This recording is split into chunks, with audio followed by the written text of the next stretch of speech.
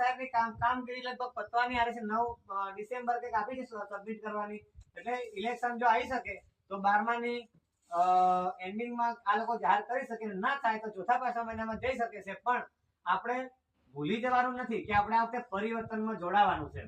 કેમ કે આ લોકો શું કરશે કે ભાઈ વચ્ચે આપણે જોયું કે તમારું આધાર અપડેટ કરી દો, આધાર અપડેટ કરશો તો તમને બાકીના લાભ મળશે. એટલે આપણે બધા લાઈનમાં પડી ગયા, પાછા લાઈન માંડ્યા કે તમે કેવાયસી કરી દો, તમને અનાજ તમારું બંધ થઈ જશે. એટલે પાછા આપણે લાઈનમાં પડી ગયા, ભાઈ એ કરી દો. પાછા લાઈન માંડ્યા કે શ્રમ કાર્ડ કઢાવી દો, એટલે આપણે શ્રમ કાર્ડ કઢાવવા લાઈનમાં પડી ગયા. એટલે ઘણીવાર નોટબંધી નામે કે કોરોનાની અંદર આપણા બધા લાઈનમાં જ પડી રાખે. સતત આપણે લાઈનમાં જ રહેવાનું, 10-15 પ્રકારના ડોક્યુમેન્ટ્સ લઈને.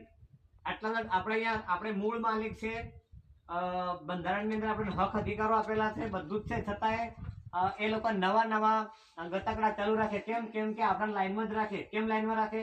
જો તમે નવરા પડો તો તમે પરિવર્તન કરી નાખો.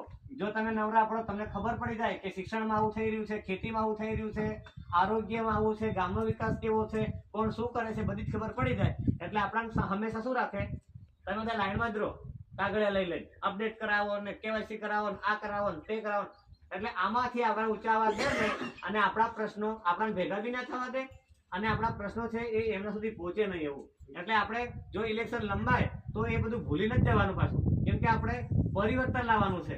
એ પાછા ચૂંટણીના આગલા દિવસે આવી જશે એક ટ્રક દારૂ બદલાઈને, એક પોટલીની બાટલી, આ બધું આ ચવાણું, આ બધું અમે પોટલી બાટલી ચવાણું આપવાવાળા નથી. એમ અમે શિક્ષણ પાછળ, આરોગ્ય પાછળ કામ કરીશું. બરાબર છે? અને એ અમે પાર્ટી